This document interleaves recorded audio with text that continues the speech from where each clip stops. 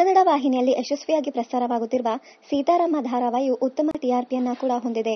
ಸೀತಾರಾಮ ಧಾರಾವಾಹಿಯಲ್ಲಿ ಮುಖ್ಯವಾಗಿ ನಾಯಕಿ ವೈಷ್ಣವಿ ಗೌಡ ಎಲ್ಲರ ಆಕರ್ಷಣೆಯ ಕೇಂದ್ರ ಬಿಂದುವಾಗಿದ್ದಾರೆ. ಈ ಧಾರಾವಾಹಿಯಲ್ಲಿ ಅವರು ಸೀತಾ ಎಂಬ ಪಾತ್ರವನ್ನ ಮಾಡುತ್ತಿದ್ದಾರೆ.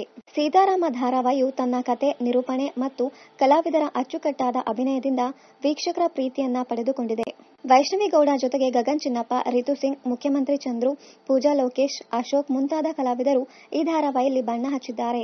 ವೈಷ್ಣವಿ ಗೌಡ, ಗಗನ್ ಚಿನ್ನಪ್ಪ ಮುಖ್ಯ ಭೂಮಿಕೆಯಲ್ಲಿರುವ ಸೀತಾರಾಮ ಧಾರಾವಾಹಿಯು ಈಗ ಹಿಂದಿಗೆ ರೀಮೇಕ್ ಆಗುತ್ತಿದೆ.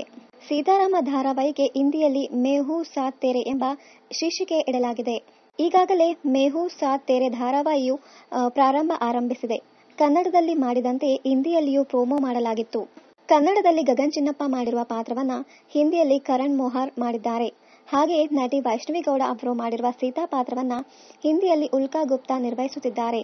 ಇನ್ನು ಮೇ ಹೂ ಸಾಥ್ ತೇರೆ ಧಾರಾವಾಹಿಯಲ್ಲಿ ಒಂದು ಬದಲಾವಣೆ ಮಾಡಲಾಗಿದೆ. ಅದೇನೆಂದ್ರೆ ಕನ್ನಡದಲ್ಲಿ ಸೀತಾ ಪಾತ್ರಕ್ಕೆ ಸಿಹಿ ಅನ್ನುವ ಮಗಳಿದ್ದಾಳೆ. ಆದರೆ ಮೇ ಹೂ ಸಾಥ್ ತೇರೆ ಧಾರಾವಾಹಿಯಲ್ಲಿ ಮಗಳ ಬದಲು ಮಗನನ್ನ ಕರೆತರಲಾಗಿದೆ. ಅಂದಹಾಗೆ ಸೀತಾರಾಮ ಕೂಡ ಮೂಲತಃ ಮರಾಠಿಯ ಮಾಜಿ ತು ರೇಷಿ ಮಗನ್ ಧಾರಾವಾಹಿಯ ರೀಮೇಕ್ ಆಗಿದೆ.